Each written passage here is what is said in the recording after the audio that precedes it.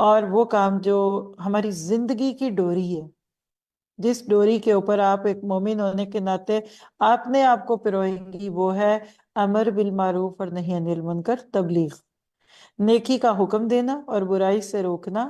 انبیاء کرام کی بعثت کا مقصد انذار، امر بالمعروف اور نہی عن المنکر میں ساری نیکیاں اور بھلائیاں آتی ہیں، اور سارے گناہ اور برائیاں اس میں شامل ہیں نہی عن المنکر میں۔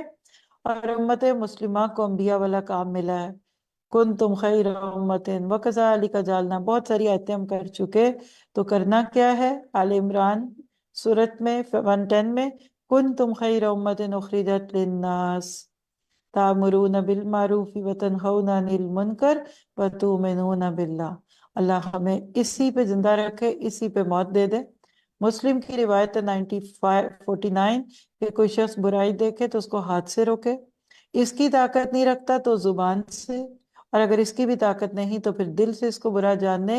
وَذَلِكَ أَضْعَفُ الْإِيمَانِ، یہ ایمان کا ضعیف ترین درجہ ہے، یعنی بڑا ہی کمزور ایمان ہے ایسے بندے کا۔ تو تبلیغ کرنے کی بات کر کے اللہ نے بتا دیا کہ کچھ اصول بھی ہیں۔ حکمت کے ساتھ تبلیغ کیجئے، قولی، عملی، قلبی تبلیغ، یعنی دل سے بھی برا جاننے اور عمل سے بھی دکھائیے، خود بھی عمل کریں اور دوسروں کو بھی کہیں۔